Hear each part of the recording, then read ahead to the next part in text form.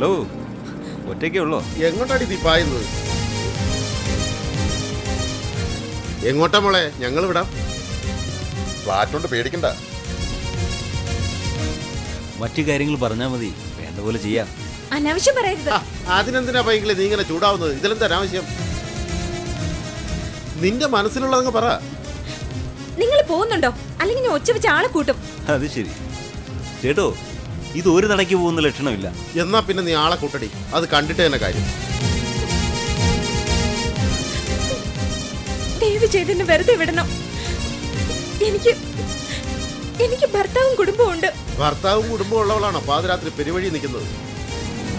നോക്കൂ, നിങ്ങൾ ഉദ്ദേശിക്കുന്ന പോലെ ചീത്ത പെണ്ണൊന്നും അല്ല ഞാൻ. ദയവ് ചെയ്ത് എന്നെ വെറുതെ വിടണം. ഇതൊക്കെ കുറെ കേട്ടിട്ടുള്ളതാ മോളെ. നട റോഡിലെ ബൈക്കും കൊണ്ടൊരു അഭ്യാസം. ഇവരെന്നെ ഉപദ്രവിക്കുന്നു. അതെ, വെറുതെ തടി കേടാക്കല്ലേ. ഇതെനിക്ക് വേണ്ടപ്പെട്ട കൊച്ചാ. ബൈക്ക് എടുത്തോണ്ട് പോടാ. എന്താണ് നിന്നോട് പ്രത്യേകം പറയണോ? പോടാ. ചേട്ടൻ ഈ നേരത്ത് വന്നത് നന്നായി, അല്ലെങ്കിൽ അവരെന്നെ ഉപദ്രവിച്ചേനെ. അല്ല, എങ്ങോട്ടാ ഈ രാത്രിയില്? പാങ്ങോട്. വീട് അവിടെയാണോ? അതെ. പിന്നെന്താ ഈ രാത്രിയിൽ ഇവിടെ? ഒരാവശ്യത്തിന് വന്നതാ. ഈ ചന്തക്കകത്ത് എന്താ ആവശ്യം ഈ രാത്രിയില്? ഒരാവശ്യം ഉണ്ടായിരുന്നു, കഴിഞ്ഞപ്പോ രാത്രിയായി. ഏതായാലും എന്റെ വണ്ടിയിലേക്ക് കയറ്. നീ ഒറ്റയ്ക്ക് പോകണ്ട, ഞാൻ കൊണ്ടുവിടാം.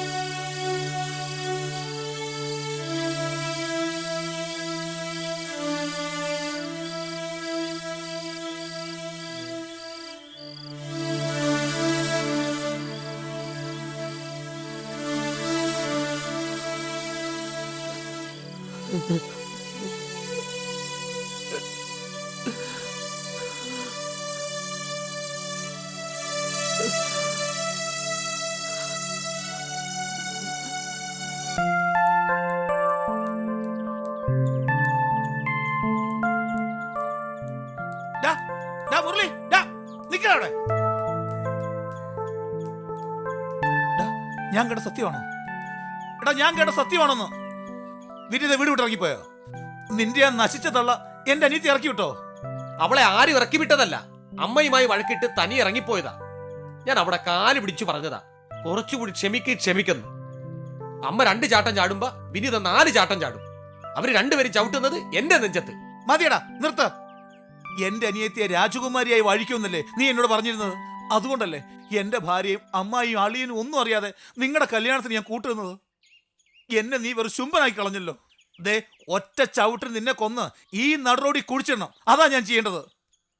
അളിയൻ എന്നെ കൊന്നു, ഞാൻ ചാവാൻ റെഡിയാ. എന്തിനാ ഇങ്ങനെ ജീവിക്കുന്നത്? അർദ്ധരാത്രി സമയത്ത് വീട്ടിൽ നിന്ന് ഇറങ്ങിയതാ ഞാൻ. അവളെ അന്വേഷിച്ചു നോക്കാൻ ഇനി ഒരു സ്ഥലം ബാക്കിയില്ല. ദേ, ഞാനൊരു കാര്യം പറഞ്ഞേക്കാം. സന്ധ്യയ്ക്ക് മുമ്പ് നീ എന്റെ അനിയത്തെ കണ്ടുപിടിച്ച് മാപ്പ് പറഞ്ഞ് വിളിച്ച് വീട്ടിൽ കൊണ്ടുപോകണം. ഇല്ലെങ്കിൽ നിനക്ക് മാത്രമല്ല, നിന്റെ തള്ളയ്ക്കും കിട്ടും എന്റെ ചവിട്ട്. ഈശ്വര, ഇനി ആ വിഷ്ണുവളി എന്റെ മുഖത്ത് ഞാൻ അങ്ങനെ നോക്കും. ഞാനും കൂടെ ചേർന്ന് അവളെ ഈ അന്ധകാരത്തിൽ തള്ളിയിട്ടെന്ന് അളിയന് തോന്നത്തില്ലേ? ഒരു കാര്യം ചെയ്യ്, ഞാനും കൂടെ വരാം. നമുക്കൊരു ഓട്ടോ പിടിച്ച് ഒന്നുകൂടെ ഒന്ന് അന്വേഷിച്ച് നോക്കാം.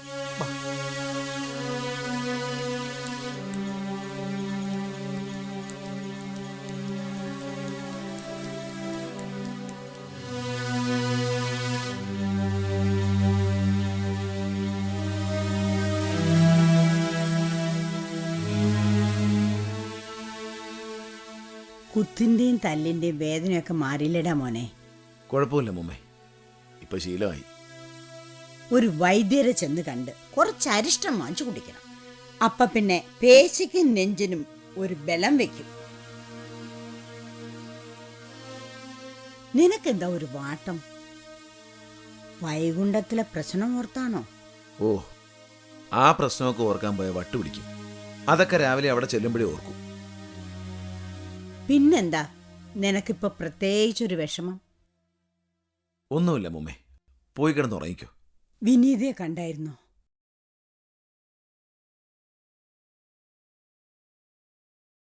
ഇല്ലെങ്കിൽ ഒന്നുപോയി അന്വേഷിച്ചൂടെന്ന് ചോദിക്കാനാ ഇപ്പൊ അമ്മുമ്മ വന്നത്.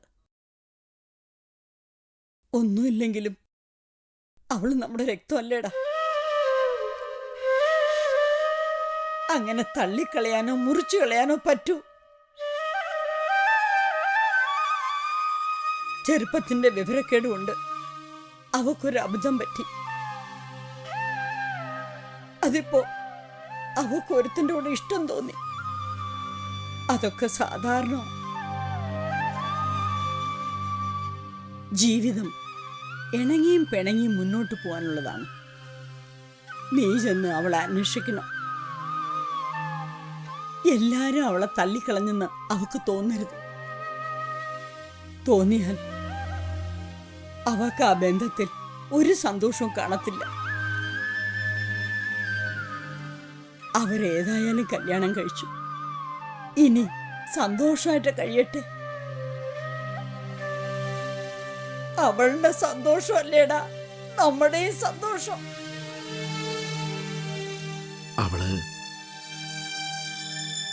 അവൾ അവിടുന്ന് പോയി അമ്മൂമ്മേ. അയ്യോ, എങ്ങോട്ട്? അതറിഞ്ഞൂടാ.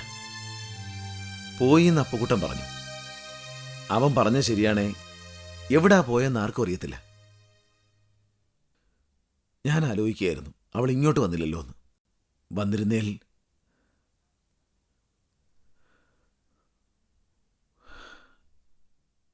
ഒരു വല്ലാത്ത നിരാശ തോന്നുന്നു അമ്മൂമ്മേ. എത്ര കഷ്ടപ്പെട്ടാ ഞാൻ അവളെ കമ്പ്യൂട്ടറിന് പഠിപ്പിച്ച്. അതവൾ പൂർത്തിയാക്കിയില്ല. ഇങ്ങനൊരു ബന്ധത്തിൽ ചെന്ന് ചാടി. അവൻ്റെ കൂടെ ഇറങ്ങിപ്പോയി. ശരി, ഇറങ്ങിപ്പോയ സ്ഥിതിക്ക് അവിടെ സമാധാനമായിട്ട് ജീവിക്കാമായിരുന്നില്ലേ? അതും ചെയ്തില്ല. അവനെ മാത്രം കുറ്റം പറയാൻ പറ്റൂ? അവളുടെ ഭാഗത്തും കാണില്ലേ തെറ്റുകൾ? ഇപ്പൊ എവിടാ, എങ്ങനെ, ആർക്കും അറിയത്തില്ല. നമ്മൾ അവളെ ചെല്ല കുട്ടിയായിട്ട് വളർത്തിയതിന്റെ കുഴപ്പവും കാണുമല്ലേ? അല്ല, എവിടെ പോയിന്ന് അവരന്വേഷിച്ചില്ലേ? അപ്പുകുട്ട ഒന്നും പറഞ്ഞില്ലേ? എന്നാലും അവളെപ്പോലൊരു പെണ്ണ് ഇറങ്ങിപ്പോവാന്ന് പറഞ്ഞ എന്താ? ആരിറങ്ങിപ്പോയെന്നാ? എന്താടാ വിഷ്ണു, കാര്യം പറ. നീ എന്നെ ഒളിച്ചോണ്ട് ആരുടെ കാര്യമോ പറഞ്ഞത്? കിടന്ന് കാറാതടി. ഇവിടെ ആരും ഒന്നും പറഞ്ഞില്ല. ഞാൻ കേട്ടതാ. എനിക്കറിയാം വിനീതയുടെ കാര്യമാ. അവൾ എങ്ങോട്ട് പോയി എനിക്കറിയണം. ഞാൻ പറ്റ പെണ്ണ, എനിക്കറിഞ്ഞേ പറ്റൂ. ഇവിടെ മഹാഭാവി, എന്റെ കൊച്ചിന് നീ എന്തോ ചെയ്തടാ? ദാണ്ട കിടക്കണു. അതിനും അവനിട്ട് കൊടുക്കുന്നു. ദേ, അവനൊന്നും ചെയ്തില്ല. നിന്റെ കൊച്ച് അവിടുന്നും അവക്ക് തോന്നിയതുപോലെ ഇറങ്ങിപ്പോയി. അയ്യോ, ഇറങ്ങിപ്പോയിന്നു? എങ്ങോട്ടാ? എടാ മഹാഭാവി, എന്നിട്ട് നീ അന്വേഷിച്ചില്ലോടാ? എന്റെ ചെട്ടുകുളങ്ങര ഭഗവതി, നീ എന്നെ എന്തിനാ ഇങ്ങനെ പരീക്ഷിക്കുന്നത്? ഈശ്വര, അയ്യോ, ഇനി അവളെ എവിടെ പോയി തപ്പും ഞാന്? എടാ വിഷ്ണു, എന്നിട്ട് നീ ഇങ്ങനെ ഇരിക്കുകയാണോടാ? പിന്നെ ഞാൻ എന്ത് ചെയ്യാനമ്മേ? പോയി അന്വേഷിക്കടാ. പോലീസ് സ്റ്റേഷനിൽ കേസ് കൊടുക്ക്. അയ്യോ, എന്റെ കൊച്ചിനെ അവര് കൊന്ന് വല്ല കുളത്തിലോ കിണറ്റിലോ എറിഞ്ഞതായിരിക്കും. അമ്മ ഒന്ന് ചുമ്മാ ഇരിക്കുന്നുണ്ടോ? അവൾ അവളുടെ കൂട്ടുകാരികളുടെ അടുത്ത് പോയതായിരിക്കും.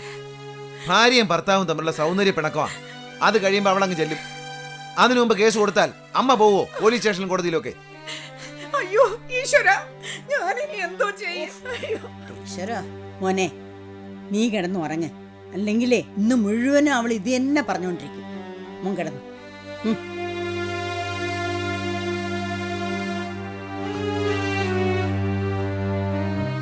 എന്റെ ഈശ്വര ഹനുമാൻ സ്വാമിയെ. ദൈവമേ, എന്റെ വിധി ഇതായി പോയല്ലോ. എന്താ അമ്മേ, എന്തു പറ്റി? എടി വനജെ, നമ്മുടെ വിനിതയെ കാണാനില്ലെന്ന്. അവന്റെ വീട്ടിൽ നിന്ന് അവൾ ഇറങ്ങിപ്പോയോ? ഞാനിത് എങ്ങനെ സഹിക്കൂടി? ഇതും കേട്ടിട്ട് വന്നിട്ട് ആങ്ങളയാന്ന് പറഞ്ഞൊരുത്തിന് ഇരിക്കുന്ന ഇരിപ്പ് കണ്ടില്ലേ? വല്ല കുലുക്കമുണ്ടോ? അവൾ അല്ലേലും അങ്ങനെ തന്നെ ചെയ്യും, എനിക്കറിയാം. അതെങ്ങനെ കൊച്ചേട്ടൻ കൊഞ്ചിച്ച് നശിപ്പിച്ചതല്ലയോ? എങ്ങനെങ്കിലും അവളെ കണ്ടുപിടിച്ച് തിരിച്ചു കൊണ്ടുവരണം. നമ്മുടെ കൊച്ചല്ലയോ? അതെങ്ങനെ അമ്മ ശരിയാകുന്നത്? അവള് നമ്മുടെ മുഖത്ത് കരി വാരി തെച്ചിട്ട് ഇറങ്ങി പോയവളല്ലേ? ഇനി ഇപ്പൊ അവള് വന്നാ ശരിയാവത്തില്ല. അവളെ ഇവിടെ കയറ്റിയ എന്റെ ഭാഗം തന്നെ എന്നെ അങ്ങ് വിട്ടാ മതി. ഞാനും സുനിച്ചേട്ടനും താമസം മാറ്റും.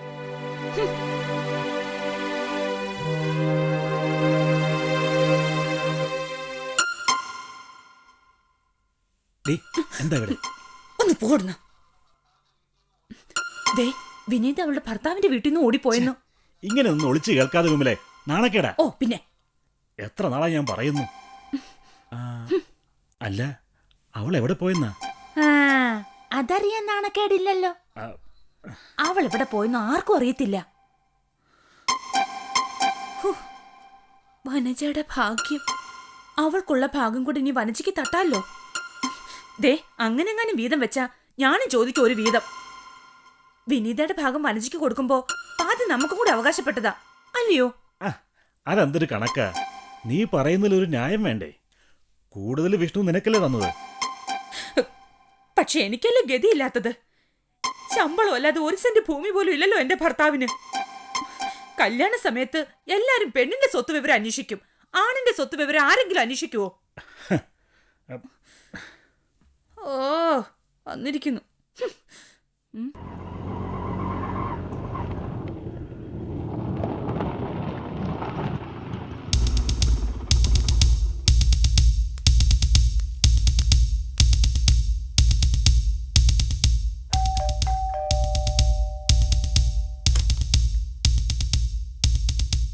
എന്നെ മനസ്സിലായോ? ഞാൻ സൈറ്റിലെ പണിക്കാരനാ, ജോസഫ്. കുഞ്ഞൊന്ന് അങ്ങോട്ട് വരണം. പറ്റുമെങ്കിൽ ഈ ഓട്ടോയിൽ തന്നെ. എങ്ങോട്ട്? എന്താ കാര്യം? അമ്മ അങ്ങോട്ട് വന്നിട്ടുണ്ടല്ലോ രാവിലെ. അതുകൊണ്ടാ, ഒന്ന് വേഗം വരണം. എന്താ ജോസഫേട്ടാ, അവിടെ എന്തെങ്കിലും കുഴപ്പമുണ്ടോ? അതെ കുഞ്ഞ്, പേടിക്കാനൊന്നുമില്ല. പക്ഷേ എന്തോ ഒരു പന്തികേട് തോന്നുന്നു. കൊച്ചമ്മയ്ക്ക് ഒരു വല്ലായിക പോലെ. വർത്തമാനം പറയുമ്പോൾ തമ്മിൽ ബന്ധമില്ലാതെ എന്തൊക്കെയോ പറയുന്നു. എനിക്കെന്തോ ഒരു പേടി.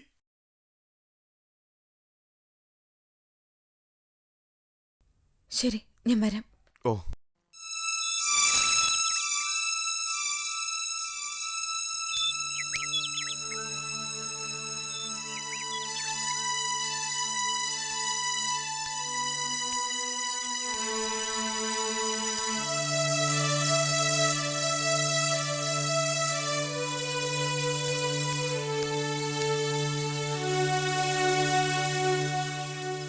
അമ്മേ, എന്താ ആലോചിക്കുന്നത്?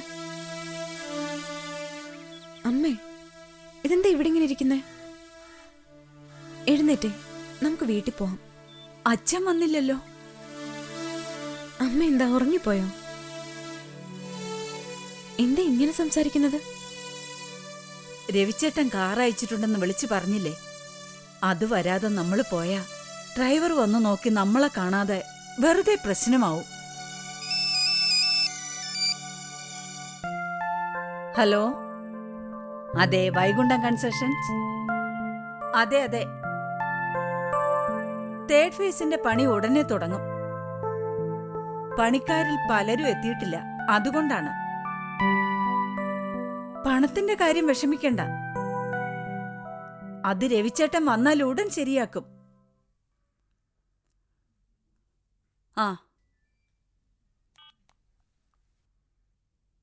ഇനിയിപ്പൊ രവിച്ചേട്ടൻ പൈസയും കൊണ്ട് വന്നില്ലെങ്കിലാ.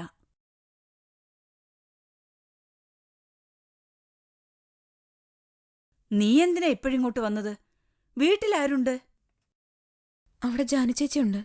പോരുമ്പോ അവളോട് വൈകിട്ട് കാപ്പിക്ക് എന്തെങ്കിലും പലഹാരം ഉണ്ടാക്കാൻ പറഞ്ഞോ? രവിച്ചേട്ടന് പരിപ്പോടെ വേണമെന്ന് പറഞ്ഞതാ. കൊളസ്ട്രോൾ ഉണ്ടെന്ന് പറഞ്ഞ കേൾക്കത്തില്ല. നീ ഒന്ന് നിർബന്ധമായിട്ട് പറയണം. പറയാം. അമ്മ വന്നേ, സമയം പോകുന്നു. അല്ല, നീ ഇന്ന് സ്കൂളിൽ പോയില്ലേ? പോയി. പ്രോഗ്രസ് റിപ്പോർട്ട് കിട്ടിയിരുന്നോ? അച്ഛനെ കാണിച്ചോ? അമ്മ എഴുന്നേറ്റ് വന്നേ, മഴ വരുന്നു. രവിച്ചേട്ടൻ അച്ഛൻ വീട്ടിലുണ്ട്. അമ്മയെ വിളിച്ചോണ്ട് ചെല്ലാൻ പറഞ്ഞു. എന്നാ പിന്നെ അത് ആദ്യമേ പറയണ്ടായോ? വാ.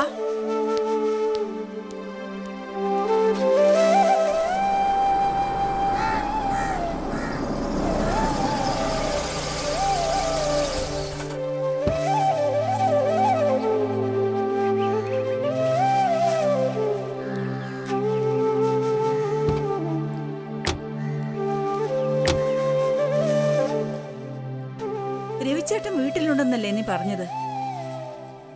എന്നിട്ട് കാറ് കാണുന്നില്ലല്ലോ.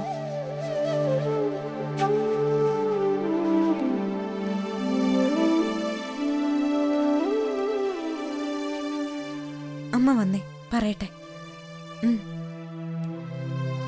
പെങ്ങന്മാരും അടിപിടി കൂടും കഥയാണ്, ആങ്ങളമാരും നാത്തുമാരും